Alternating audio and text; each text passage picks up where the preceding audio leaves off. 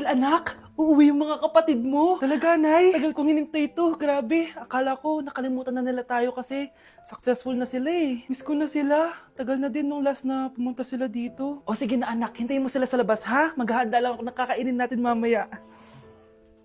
Uy, Kyle, balita ko, uuwi yung mga kapatid mo ah. Opo tita. Paano niyo po nalaman? Basta! Siguro proud yung nanay mo kasi successful yung mga anak niya, no? Oo naman, tita. Nagbunga lahat ng paghihirap ni nanay sa kanila. Deserve nyo yan. Malapit nyo nang malaman ng totoo, walang sikretong hindi nabubunyag. Pasok na po ako, tita. Sige. Hello, Nay! Nandito na yung anak mong doktor all the way from New York! Hi, Nay! Nandito na yung anak mong teacher all the way from Central Elementary School! Hello, Nay! Nandito na yung anak mong engineer! Naiyak naman ako. Nakumpleto din kayo magkakapatid. Sana nakikita to ng tatay niyo. Masaya ako na nandito kayo, ate, kuya. Sana maging successful din ako na kagaya niyo. O siya na, kumain na kayo ha. Galing pa kayo sa malalayo eh. Wow naman, Mare. Bigatin na yung mga anak mo. Saya-saya. Oo naman, Mare. Ilang taon din akong kumayod para mapagtapos lang sila. Pero worth it naman, di ba? Teka, Mare, para mas masaya, may kailangan kang malaman. Oh, eto. Ha? Ano to, Mare?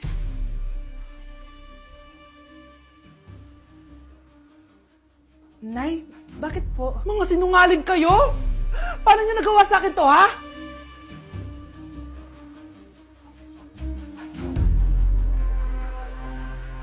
Kaya hindi umuunlad ang Pilipinas dahil kinukurakot nyo. Mahiya naman kayo! Don't stop shaming them. Deserve nila yan. Mainit ang mata sa atin ng mga tao. Kaya siguraduhin nyo na magmumukha tayo malinis, ha? Dad, alam na nilang lahat. Nade-depress na ako. Binabash nila ako sa social media. Tapos kanina sa school, binubuli nila ako. Nasisira image ko. Ayusin mo to, Dad. Gumagawa na ako ng paraan, anak. Pero sa ngayon, kailangan ko muna kayo palipad sa Amerika para safe kayo. Okay, Dad, I'm calm. Bigyan mo ako ng 10 million pang shopping ko doon, ha? May mga mag-iimbestiga dito. Kaya lahat ng mga luxury cars namin, itago nyo muna.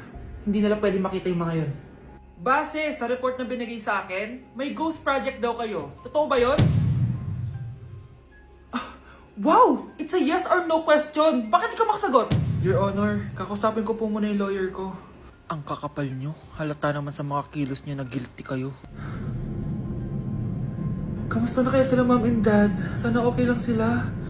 Nawala sa garahe ang 10 sa 12 luxury cars. Pati mga sasakyan tumakas na. Hindi kami papayag na hindi kayo mananagot. Hindi kami mananahimik sa issue na to. Anak! Umagang-umaga, cellphone agad hawak mo? Tignan mo ito napanood ko. Huwag mag-cellphone agad pagkagising mo sa umaga kasi pinapataas mo lang ang stress levels mo. Ano ba naman yan, Nay? Oh, doktor na may sabi ha. Tigilan mo na yan. Maniniwala pala tayo sa doktor. Sige. Grabe ang init. Paniligo na nga ako. Nay, may napanood ako oh. Kung may nagsabi sa'yo na dapat kang maligo araw-araw, isang malaking kasinungalingan yan. Oh, sabi ng doktor, Nay, bawal daw maligo araw-araw. Ba't ka naliligo? Oh, sige, di na ako maliligo. Kung akala mong healthy ang mga prutas, pakinggan mo tong sasabihin ko. Oh, Nay, nagsalita na yung doktor ha. Huwag ka na kumagat dyan. Pati ba naman prutas? Ay, magmamatcha na lang ako. Kung akala mong healthy ang mga matcha, pakinggan mo tong sasabihin ko. Hala, sabi ng doktor, hindi daw healthy yung matcha, Nay. Huwag mo na inumin yan, ha? Pati matcha bawal?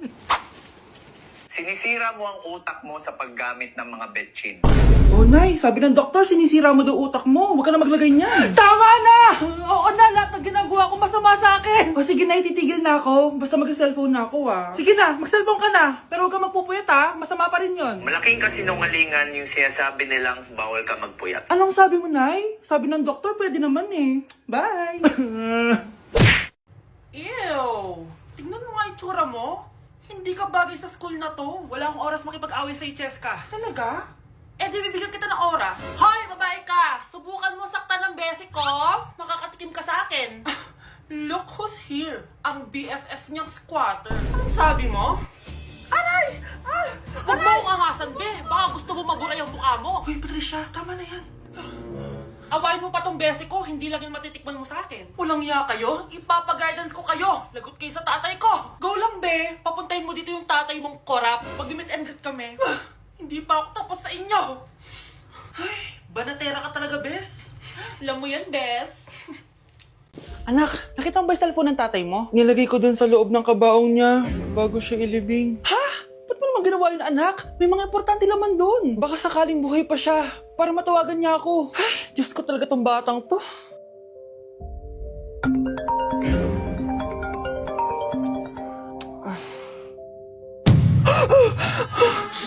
Matawag si tatay. Nay, kailangan natin pumunta sa sementeryo. Tumawag sa akin si tatay. Anak, pwede ba? Wala akong oras makipagbiruan sa'yo. Marami pa ako tatapusin trabaho. Pero Nay, pag di ka pa tumigil, kukunin ko yung cellphone mo. Tay, sumagot ka. Alam kong buhay ka. Sa lahat ng pwede kong makita, ikaw pa talaga. Jessica, tinatawagan ko lang tatay ko. Nababaliw ko na talaga, no? Patay na tatay mo, di ba? Baliw. Hindi, buhay siya. Ito tandaan mo. Kapag hindi ka pa tumigil sa kabaliwan mo, susunod ka na sa tatay mo. Sinabihan akong baliw ni Jessica tapos sinaktan niya ako. Totoo naman, di ba? Nabuhay ka. Anak, nabalitaan mo na ba? Ha? Ang alin, Nay? Patay na si Jessica. Natagpuan siyang walang buhay dyan sa may ilog. Ano? Ay, Diyos ko, kawawang bata. Tay, sumagot ka na please. Ikaw! Ikaw ang pumatay sa anak ko! Ano?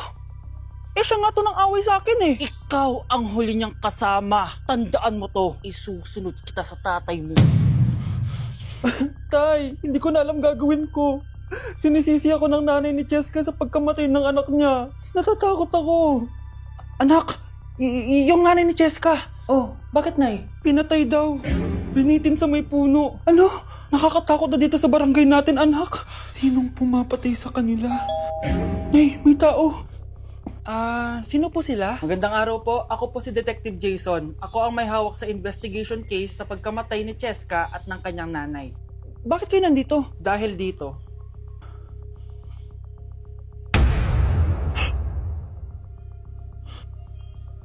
Nay, ikaw pumatay sa kanila? Oo, anak.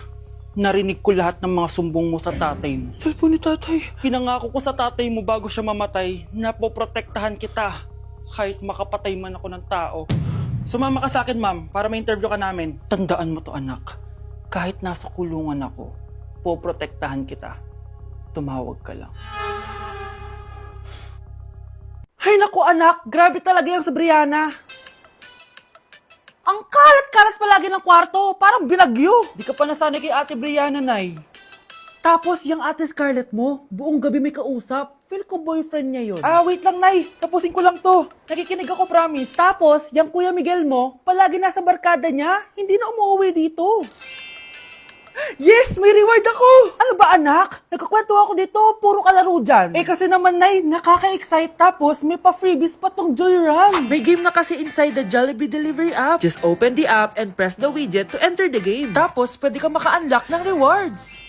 Ang saya naman yan, anak. Pero, paano gamitin yung mga reward? Kapag mag-order ka na, just enter the reward code here to enjoy your freebie. Promo runs from August 11 to October 15. Kaya mag-download ka na rin, Nay. Nandito na yung Jollibee!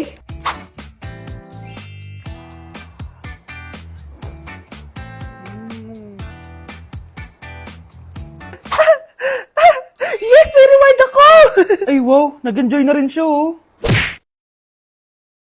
Mga anak ko, I got a new bag! Nay, bumili ka na naman? Ilang araw na tayong walang makain. Tapos inunom pa yan? Nay, nagugutom na ako. Kayong dalawa, wala kayong karapatan magreklamo, ha? Anak lang naman kayo ng tatay niyo sa una niyang asawa. Tatawag ko kay tatay. Akin na yung cellphone mo.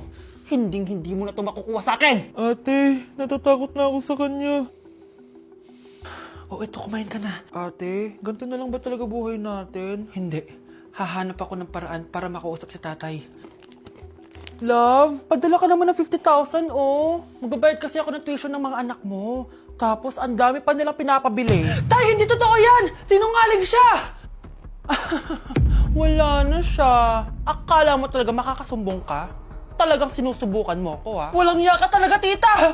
Ayan, diyan kayo nababagay. Ikukulong ko kayo dito. Wala akong pake kung ano mangyari sa inyo. Tay, tulungan mo kami. Ate, mamamatay na ba tayo dito? Tiwala lang, Kyle. Kakayanin natin to. Kyle? Ang taas ng lagnat mo. Tita, tulong! Dali natin sa hospital si Kyle! Ang ingay naman ng mga yun. May bago na naman akong bag. Kyle! Delivery po. Salamat naman, dumating na yung bago ko cellphone. Oh, ano pa ginagawa mo dyan? Binayaran ko na to sa online. Tama nga sila. Inuubos mo lahat ng pera ko sa mga luho mo. Ha? Ramon? Umuwi ka? Kukulong ko kayo dito. Wala akong pake kung ano mangyari sa inyo. Grabe ng pinagagawa ng babaeng to. Ginagawang hayop ang mga bata. Ramon, kailangan mo nang umuwi dito. Walang iya talaga yung si Rosa. Lumayas ka na dito Ayaw ko makita yung pagmumukha mo. Tsaka lahat ng mga pinambibili mo, bayaran mo to sa akin. Tapos na ang maliligayang araw mo. Scarlett! Scarlett! Tay! Kyle! Okay na si Kyle. Buti na lang, agad niya siya nadala dito.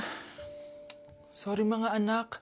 Kung alam ko lang, uuwi ako agad. Tay, ang importante, nandito ka na. Yay! Nandito na si tatay! Makakain na ulit tayo ng masarap, ate! Huwag kayong mag-alala anak. Hinding-hindi na kayo malalapitan ng babaeng yon. Pangako.